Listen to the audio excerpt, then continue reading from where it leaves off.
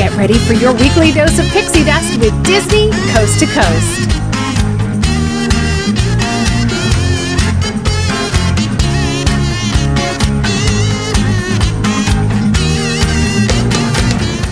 Hey folks, and welcome to Disney Coast to Coast, the ultimate unofficial Disney fan podcast. I'm Jeff DePaoli, and today I have a very special guest on the show.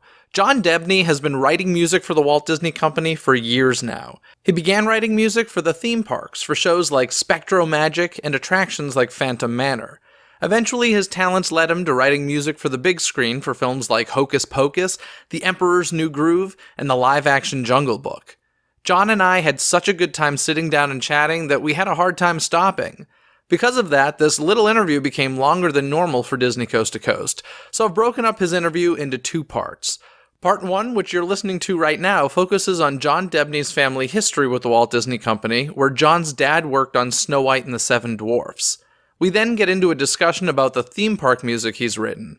Part 2, which will be released in 1 week, focuses more on his film compositions for Disney. I hope you enjoy listening to this interview as much as I had conducting it. So without further delay, here is my conversation with music composer and conductor extraordinaire, John Debney. John, thank you so much for coming on Disney Coast to Coast. I know you're super busy. Jeff. My pleasure. I'm not that busy. Not for you. Not for you. Well, thank you. We gotta. Of course, this is a Disney podcast, so you've done a lot of work. I've done a lot, yeah. And it's impressive. I've forgotten half of what I've done for Disney, actually. But well, we're going to be talking about your cool. Disney stuff today. You'll remind me. So when we talk about Disney and you, it really starts with your dad. Oh, it sure does. Which is your dad, Lou Debney, who at 12 years old was selling newspapers on a corner. Well, let me clarify. He was actually 15. Okay. So he was a little bit older. I don't want it to sound like he was this little teeny kid, running around the streets. He was, at about 15, he had to quit school because it was during the Depression, and he had to help support his family. So he was selling newspapers on a corner on a Hyperion and Franklin or wherever they meet. And it's a great story. I'll tell it really quick. So he selling papers every day. This young guy named Walt Disney would drive by in his car, and he'd buy paper from my dad. Every day my dad would ask him, Mr. Disney, I need a job. Do you have any openings? And every day, for about a year, I'm told, if I'm telling it right, Walt would say to Whitey, he had shocking blonde hair, my dad. He'd call him Whitey. He says, Whitey, we don't really have an opening right now, but keep asking, because in about a year we're going to be moving to this other bigger place on Hyperion. And lo and behold, about a year later, my dad asked him one day, and he goes, "Yeah, we're going to be moving to Hyperion. Come on over." And that began literally a 40-plus year career with Disney. His first job was the Clapper Boy in Snow White. Literally. That's incredible. It's insane. And I have pictures. I have his original contract, all this crazy stuff. So did your dad tell you this story? Yeah. Wow. My dad told me this story many times. Many times. I mean, he must have been super proud of that. I just love the guts that he had. I mean, first of all, the guts of a 15-year-old is an incredible thing. Yeah. And that's incredible that he just, was like, I'm going to do this. I'm going to ask Walt Disney. I literally think of survival. Yeah. Remember also that Walt wasn't very well known at that time. I mean, he had done some shorts, and I'm not sure. I think it was around 19, I want to say 36. So Mickey was around. Mickey was around. I think he'd done the Mickey shorts, some of those shorts, and then they were going to move. They needed a bigger space. And your dad ended up becoming a producer. He did. At Walt Disney Studios. Yes. Shows like Zorro, Mickey Mouse Club. Yeah. Wonderful World of Color. Yep. Very, my dad had a very storied career over there. Literally, Clapper Boy and Snow White, Clapper Boy and Dumbo, he was one of those supervisory people on all those shows. World War II hit, he was 4F, which I guess is, 4F means you can't serve, you got flat feet or something. Gotcha. And so he was, this is another great story. So during the war years, he was making films with Frank Capra. All those Disney, what would you call them? Propaganda films? Yeah. Or, the Der Fuhrer's face and all those things that are pretty amazing and iconic. So he was flying around in airplanes with Frank Capra making these things. That's incredible. Your dad should have written a book. He should have. Two things he should have done. He should have written a book, and he should be a Disney legend. He's not yet, but I hope maybe one day. Because my dad was literally the nuts and bolts guy. So he worked from bottom to top. Yeah. That's incredible. And bottom to top, right? And you know what? That's something that I know that Disney really likes within the company. Sometimes, in a bad way, I feel like they don't want to take people from the outside. Yeah. Even when they should, because they're extremely talented. But in any Perhaps, case, yeah. But they really like people who start small at their company and grow. Yeah. And your dad was like that, which is absolutely incredible to me. And there was a little perk that I read about where your dad got to take some films home on the weekend. Oh God, yeah. It was such a formative time for me as a kid. Till like my dad would bring home 20,000 Leagues Under the Sea or Bambi or Sleeping Beauty or something. This is before VCR players. This is before it was 16 millimeter films. Yeah. And literally, the public didn't have access to anything. So he'd bring these things home. And at the time, we didn't even realize how special that was. Yeah, but I'm sure. He taught me how to thread the projector, and I was the, projector kid. And I was an only child, so I would run the projector, and we'd have Saturday night, wonderful memories, Saturday night movie night. And it was really special. And he would bring them in and take them back on Monday. That's so fantastic. And you spent a lot of time on the studio lot as a kid. Oh, God, yeah. I grew up on the lot. That was my dream as a kid growing up in Boston. Oh, my God. I was, as a kid, interested in showbiz. I just wanted to be on a studio lot. That was my thing. And it's funny because, I have friends out here now who have kids and just bring them to work and hang out a lot. I'm like, I wonder what it's like. I mean, did it feel magical to you being on the lot? Or not really? It's just playground. Yeah, it was kind of commonplace. I mean, it sounds so weird to say this, but literally I grew up with the Disneys and the Walkers and Ron Miller's kids.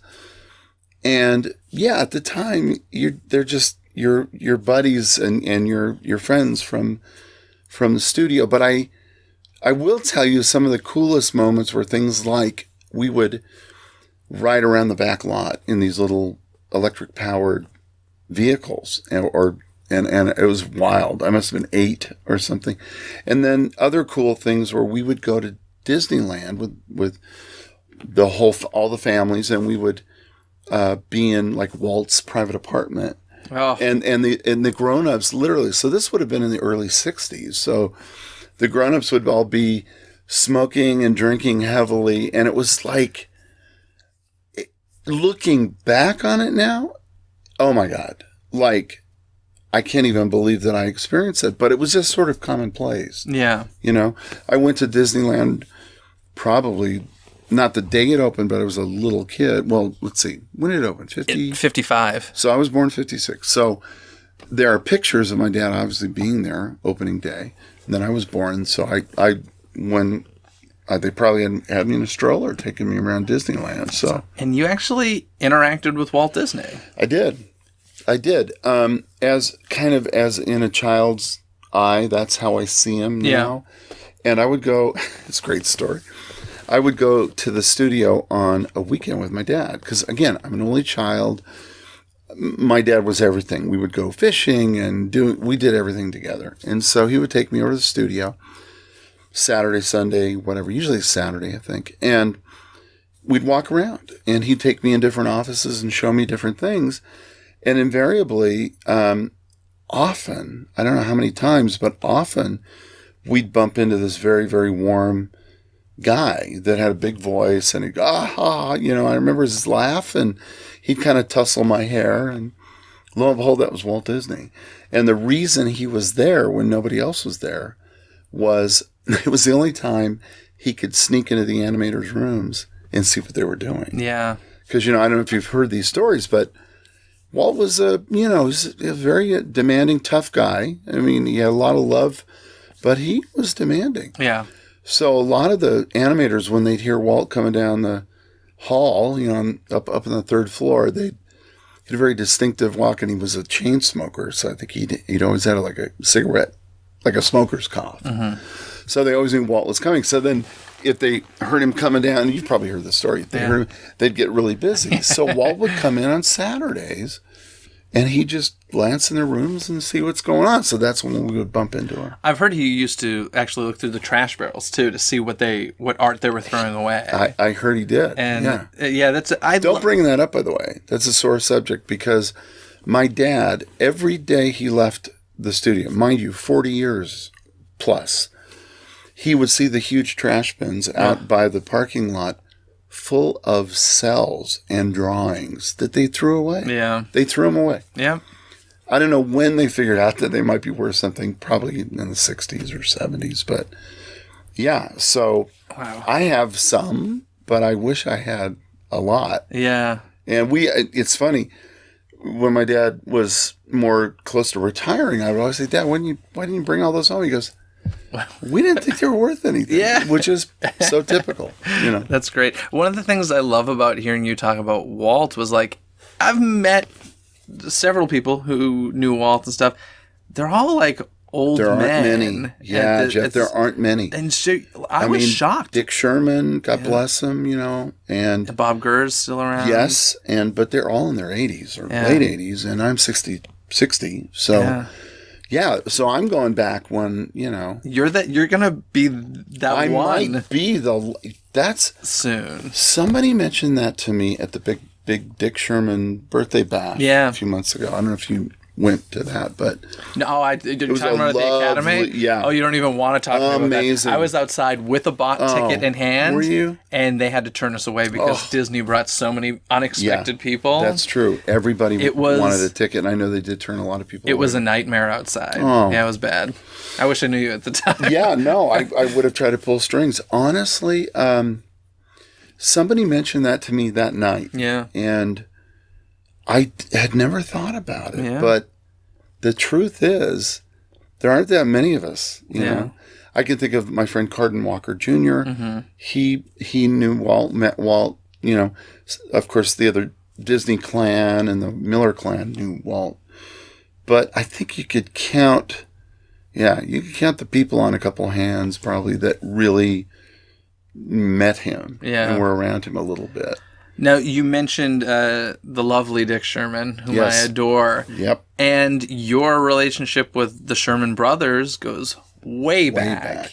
And how old were you when you first met them? Oh, Lord, that's the other story. Dick likes to tell that story, and every time he tells it, I cry. But I was probably, my wife was mad at me because I said I was 8. She says, you would have been too young. And so maybe I was 10. Okay.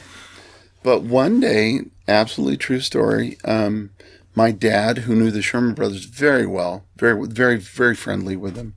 They loved my dad, and he loved them. One day, my dad asked Dick, hey, I got this kid, and he's got an aptitude for music. He loves music and blah, blah, blah. What do you think? How should I direct him? And Dick was so sweet. He just immediately said, well, bring him in. Bring him in our office. Let him hang out with us for the day, or what he didn't say hang out. Let him be with us for a day. So my dad did that. He took him up on the offer. I went in, sat down, petrified.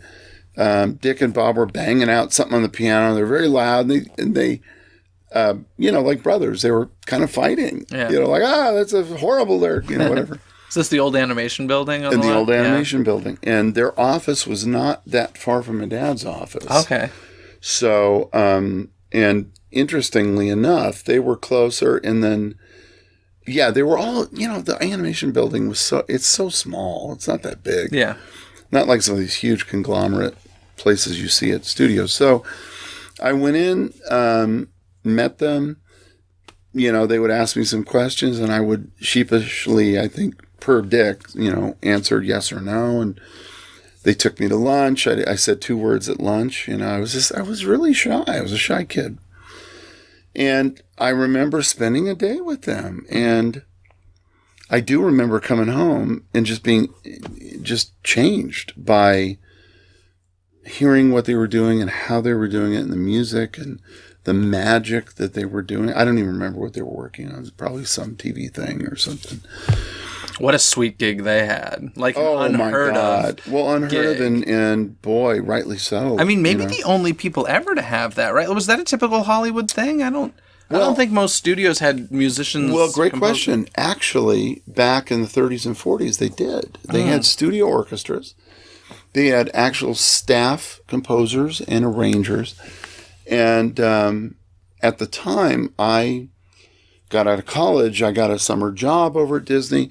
There were still staff composers like the great Buddy Baker and people like that. And they were ramping up Epcot. So within the time of Eisner and Wells, when they came in, they started to do away with a lot of that. But there were staff musicians, absolutely. But obviously the Sherman Brothers are the most storied. Yeah. And the most famous, and rightly so. Yeah, the Sherman Brothers were pretty incredible. You mentioned college. You went to Cal Arts, which, of course, has a huge Disney connection, as Walt helped build that. And you studied music composition there. I did. I started at Loyola University. Going to interrupt you for a second. Sure. Both your parents were musicians?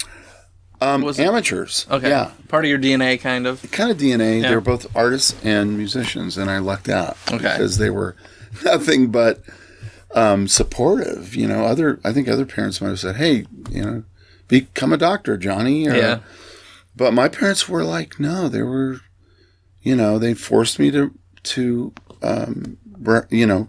practice. Yeah. And which was obviously torture because I was into sports and other things and into bands and stuff. But fade out, fade in, I went to Loyola University as a double major, drama and music. And then junior year, I decided I want to do music. So I went over to Cal Arts. Okay. And I think literally, this is weird. I've got a lot of these weird tangents. I think it was the first child of a Disney employee to graduate from Cal Arts. Oh, how did you find that out? Somebody told me.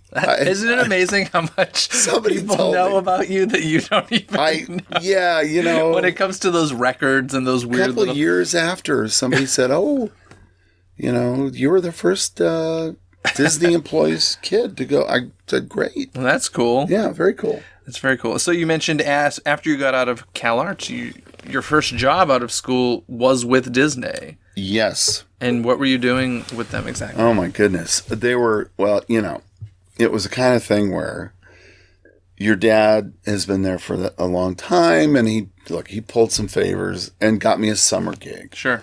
And the summer gig was a blast. I was taping scores, and I was taking scripts off to John Barry's house, or, you know, some hugely successful composer's house. I was in the music department. Mm-hmm.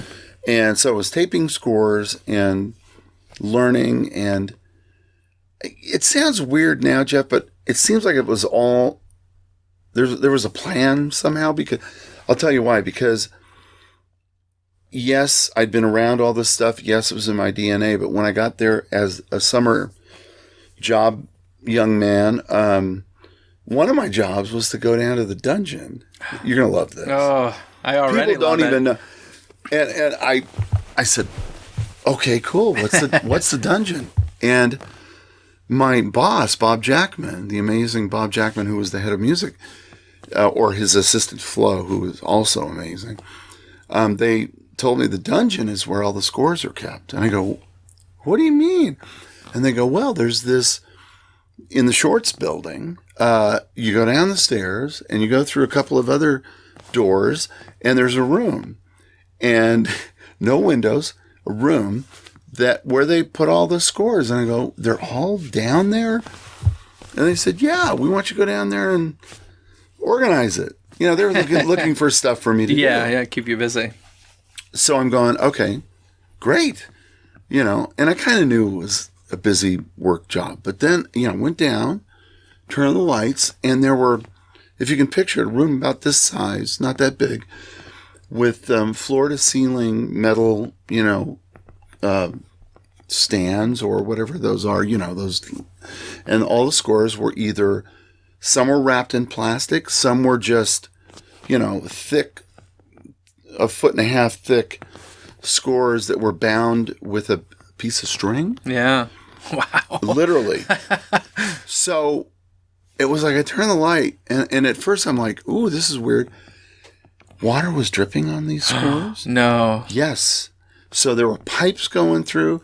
There were water was dripping on scores, and I was like, oh my God. So I kind of immediately identified the ones that were in peril, I think. But then I started, getting under the hood, and I'm opening up this string-bound thing, and there's Sleeping Beauty. Wow. And then I'm opening up another string-bound thing that was really old and all very old and musty. It was dank and dark and musty. Yeah. And wet.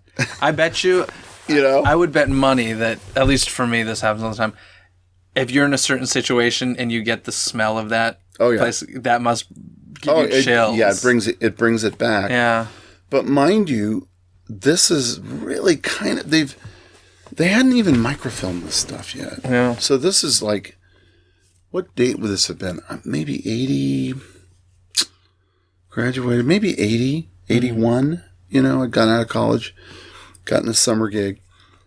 So I'm down there and I'm looking and I'm realizing, it's like, it's dawning on me, holy, what? Like, oh my God. Yeah. Like they don't even know what's here. Mm-hmm. They probably thought half of that was thrown away, like they did with their cells.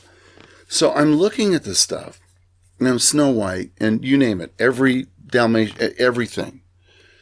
And on the one hand, I'm like, oh my God. So I started to organize the room. I would bring some scores home for the night, and I'd sit there late at night and kind of look at these and just try to, and then I never made copies because it was not, you shouldn't do that. That wasn't the thing. Yeah.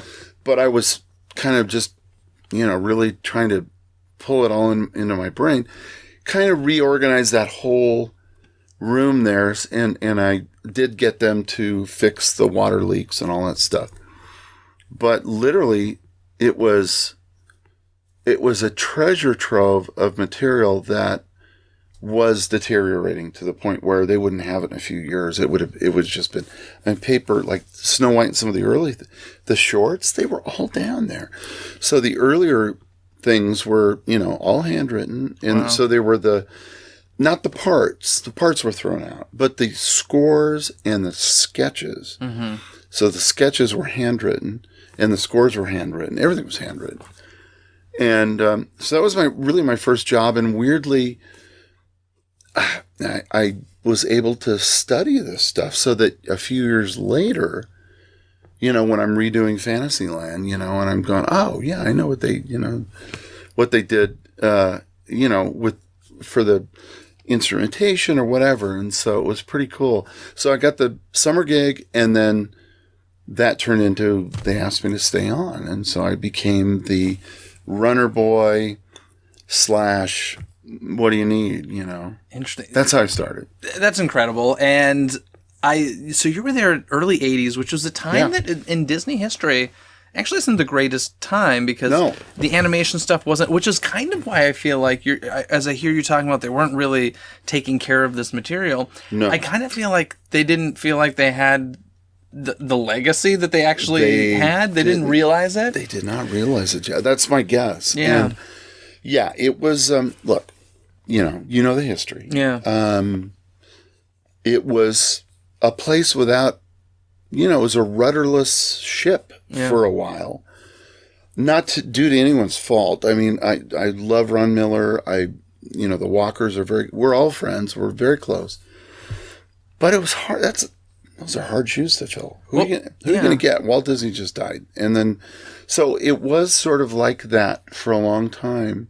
And I think by the early 80s, it was time for something to change. Yeah.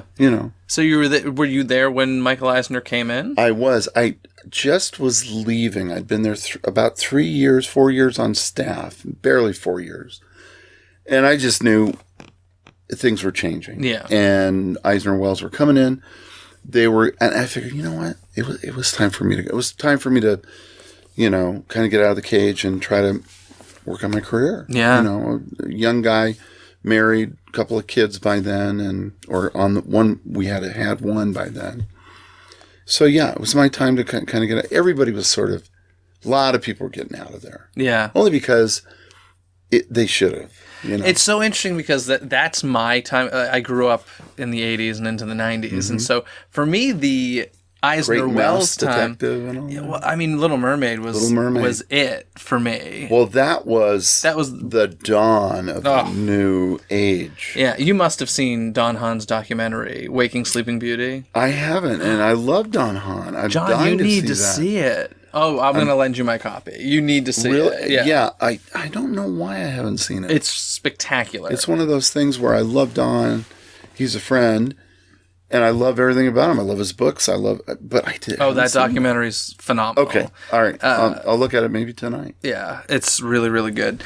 But just to put a period on that, this was a very wild and woolly kind of time. And the studio, I mean, we had party, and not to get too deep into it, but it was a very collegial kind of thing, and there were a lot of young people that were just starting to work there, and so we'd have big parties every weekend, and so basically, I don't know how much work got done, is what I'm trying to say. It was a fun environment, but thank God Eisner Wells came in, and it had to happen. Yeah, it really did. Crazy. So while you were there, I think, were you still there when you started working on stuff for Epcot?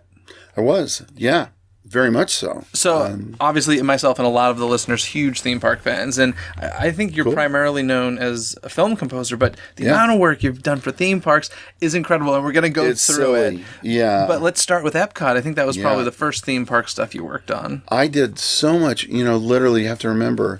So now I'm on staff and I'm learning, and they're assigning me things every week, every month.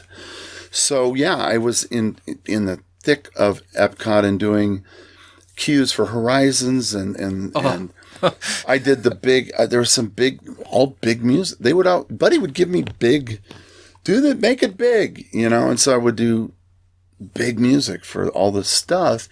I also did a ton of area music. That sounds crazy, but the Parisian Pavilion and the German Pavilion and the polkas and so.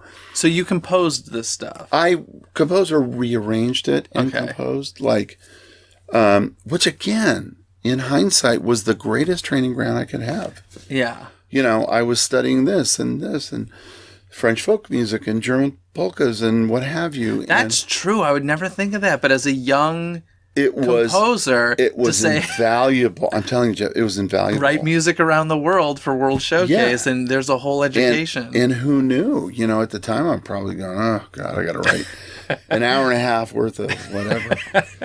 But awesome. I did a lot of those shows. I know half of those are not there anymore, a lot of the attractions. But I do remember Horizons. I remember Circle Vision. I did a bunch of stuff for, was it the America the Beautiful, the 360? I did a lot for that.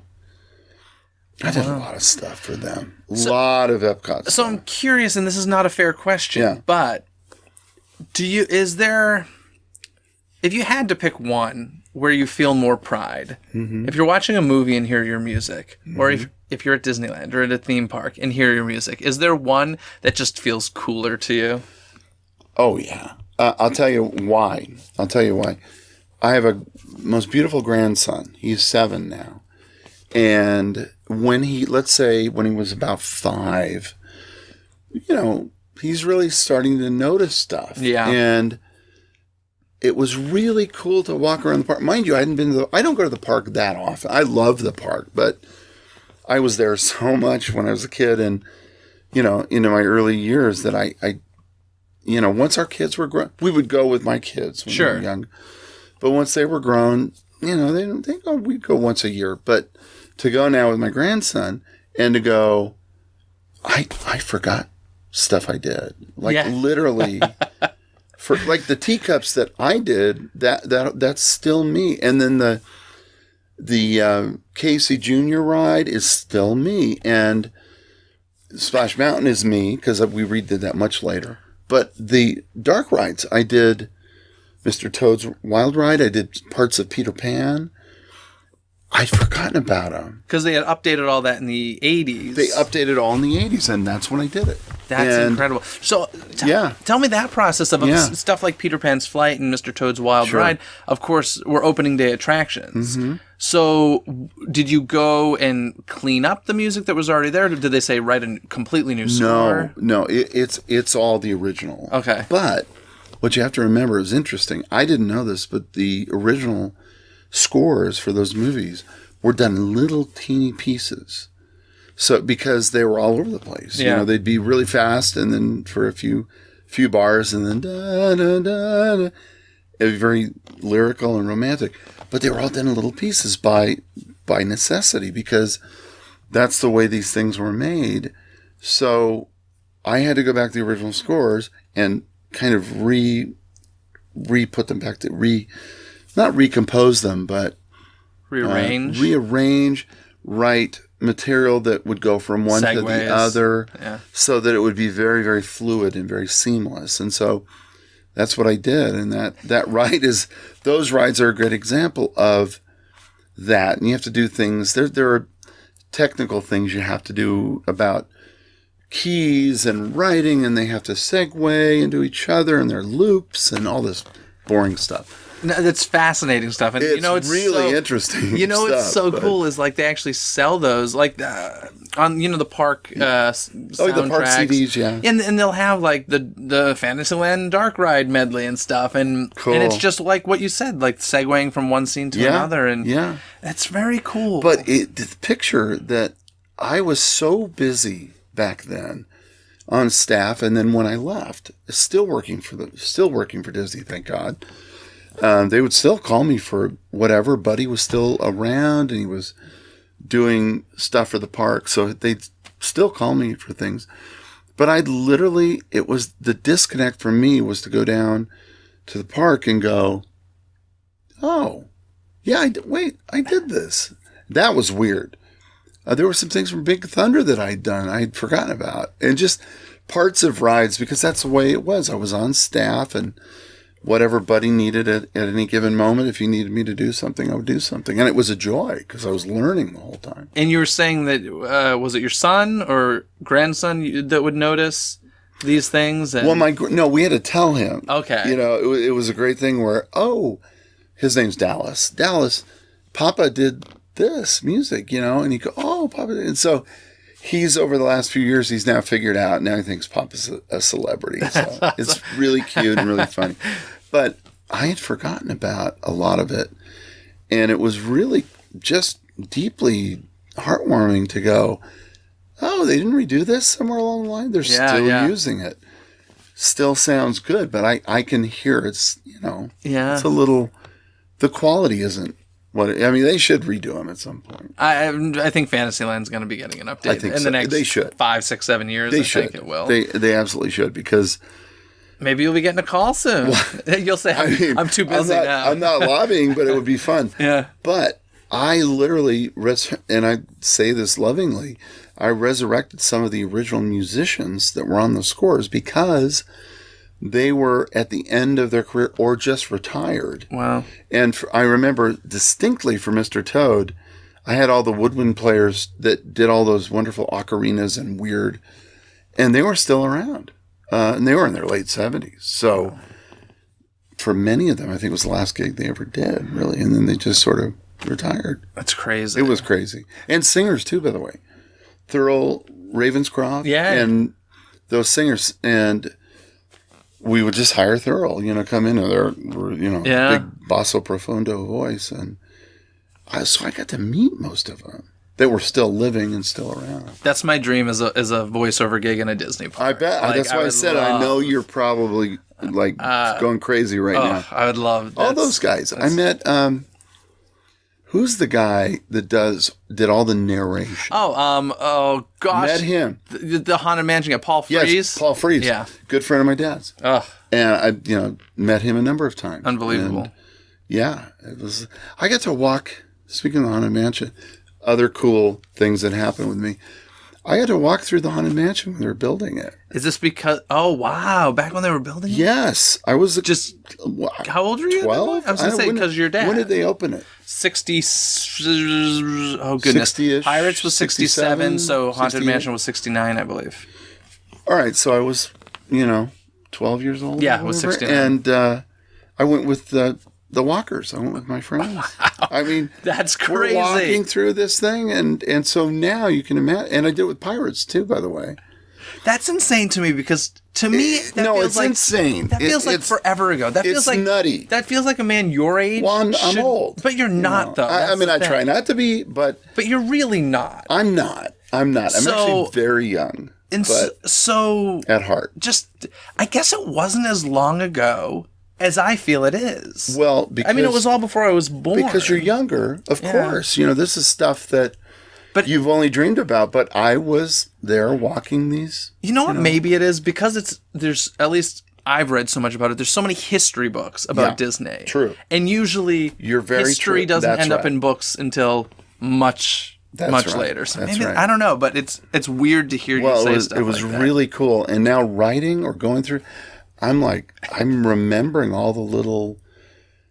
I mean, Pirates. They took us down on a boat, and then the track wasn't working. They didn't have that hooked up, so we just exited the boat and went through the jail. And that's incredible. Yeah, it's great. Love it. There are a few attractions I need to talk to you about because oh my goodness, you having anything to do with the music on this geeks me out. Sure. Well, if I worked on it, I don't know. But Phantom Manor. Oh yeah. That's a fan favorite right there. Oh my goodness. Phantom Manor at Disneyland Paris is my favorite haunted mansion. Is it? Oh my God, yes. Wow. No, you and a lot of people seem to feel that way. It's fantastic. It has, and I'm sorry, listen, Walt's masterpiece is a masterpiece, but Phantom Manor has such a beautiful through storyline. Yeah. And the music. I kid you not. That's so sweet of you to mention. When I went to Disneyland Paris, it was a long time ago at this point. I was a teenager, and I literally bought the soundtrack of the park just because Phantom Manor was. I was like, this is the most amazing version of the Haunted Mansion I've ever heard in my life. Well, the bride's voice. Oh yeah. Oh my goodness. Well, the orchestrations. I tell you, have you talked to Tony Baxter? I would love to have him on the show. I have not been able to get him on. Well, because Tony was crucial to all that. Yeah. And the casting, everything about that show, I've never even seen it. I've never been there. Now, I will someday, but yeah, we were working on that thing, and the greatest thing that the show producer told me was, I'm thinking, Small World, what do you want to, or a Haunted Mansion, what should I do here? And he said, well, just do a big Gothic. And I said, well, can I kind of take liberties? And he said, yeah, just do, whatever you kind of want to do. And that was amazing to me because you never hear that. And so I did that. And it was so much fun. This is weird, and I don't even know if I should tell this story. It's probably very boring to most people listening, but I love it. I love a story. I love one of my favorite stories is A Christmas Carol. Oh yeah. And I have read A Christmas Carol to myself while listening to the Phantom Manor score. Really? And how cool! Because it's a cool ghost story, right? You're absolutely. And I'm telling you, your musical themes for Phantom Manor could easily be put into a stage production. Isn't that a wonderful idea? Wow, maybe we should. I wonder who has the rights to it. Does Disney have the rights? I would assume so. I mean, I'm not sure actually, but that would be that'd be fun. It's cool. Just put on put on some Jacob Marley visuals. I'm on a screen. Shut off the volume and start playing Phantom Manor, and it's very cool. Pretty cool. What's cool about Phantom Manor is I have gotten these comments, and it's really warms my heart. It's they've played it. Big symphony orchestras have played it. And I see things on YouTube, and it's very exciting. But, at the time, it was another kind of assignment. Like SpectroMagic, by the way. Okay, that was the next one. Oh, my God. Yeah, and by the way, who knew? We didn't know. And now it's so beloved. Oh. So yeah, let's go there. Whatever you want. That is one of the most amazing fanfares I've ever heard. So incredible. Well, I will take credit for the one big part of that show that a lot of people don't realize is when I got hired to do the show by friends of ours from Florida, I was like, all right, so Electrical Light Parade, it's iconic and amazing. What can I do that is different? I can't do better. That's so amazing. So I did come up with the idea of doing a waltz, a grand waltz, and that's what that is. So everything's in 3, and at the time, I think they kind of thought, well, I don't know if that'll work, because you have to do loops and you have to do all this technical stuff. And I said, well, I don't know, why don't we try it? And we kind of went with it. And it just became this thing that everybody loves. I miss it so much. I get this all the time from people. Oh. I'll mention people that are into the parks, and they'll go, oh, yeah, you've done all this. And they'll go, but SpectroMagic, same reaction. They're like, so my guess is it'll come back at some point. I hope it does. It's weird because it should. Apparently they let that parade literally just deteriorate backstage, which breaks my heart. Yep. But that I was lucky enough to see it several times in Orlando, and I just once again it was one of those things. I did see that live.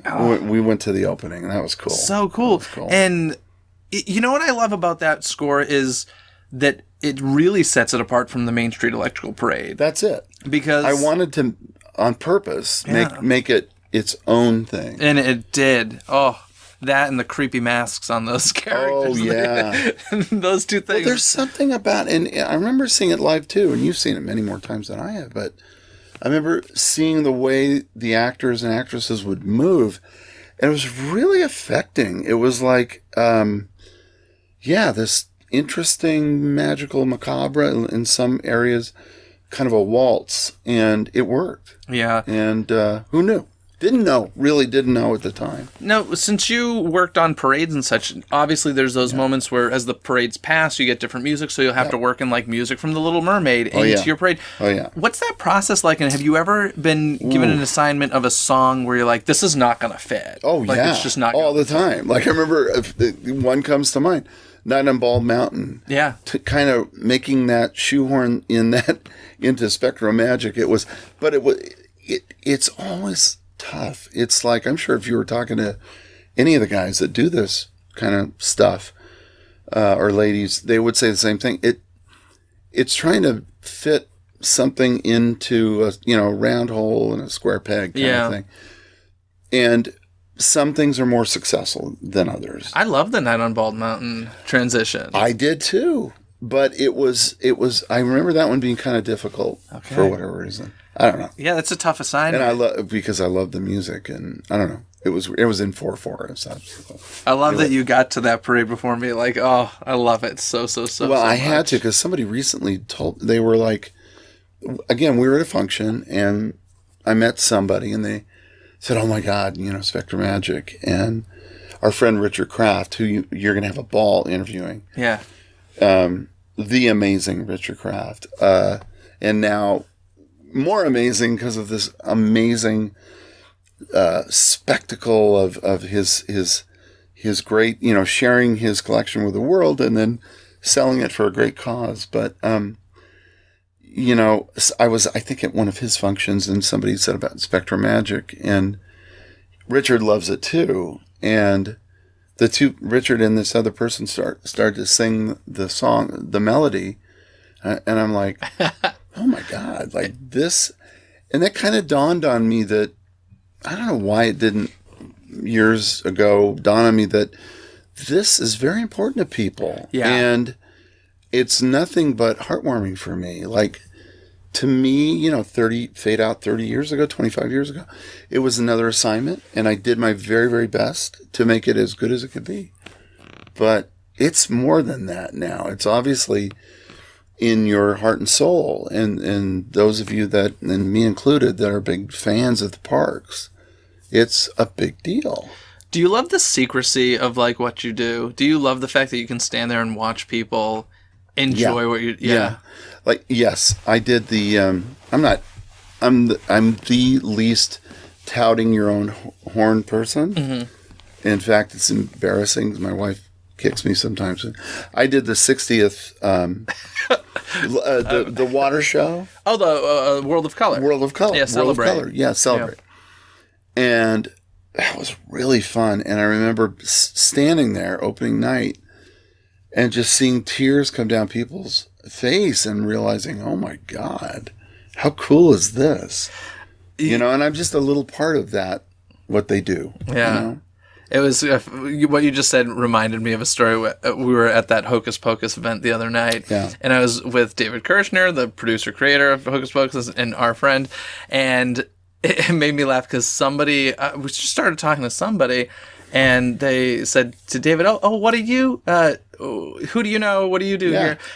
And David is just, I saw this look come on his face like, I don't know what to say to this. He's so humble. So, I was just like, this is David Kirshner, the creator and producer of Hocus Pocus. He is one of the most humble of really men is, yeah. anywhere. And I love him so dearly. And he's just so humble about it all. And, you know, I told him the other night when we were there, I said, you're a rock star. You know that, right? And he's like, oh, what do you mean? And I go, look what you've created. And Kenny Ortega said such lovely things about him on stage. And Kenny's another prince. Yeah. I mean, look, every step of my career, Jeff, I've lucked out. I hope you folks enjoyed part 1 of my interview with John. Don't forget to tune in next week for part 2, where we'll talk about his film scores for Hocus Pocus, The Emperor's New Groove, the live-action Jungle Book, and so much more. Before we go, I want to remind all of you that you have a couple more days to head to DisneyCoastToCoast.com and enter our contest to win yourself a copy of the book, The Unofficial Guide to Disneyland 2019. While you're at DisneyCoastToCoast.com, take a minute to check out our merchandise shop and see the new apparel, home decor, and more now available. Your purchase helps support future episodes of Disney Coast to Coast.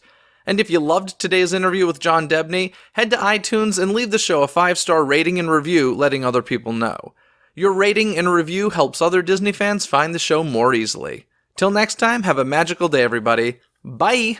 Thanks for watching Disney Coast to Coast. Have a magical day.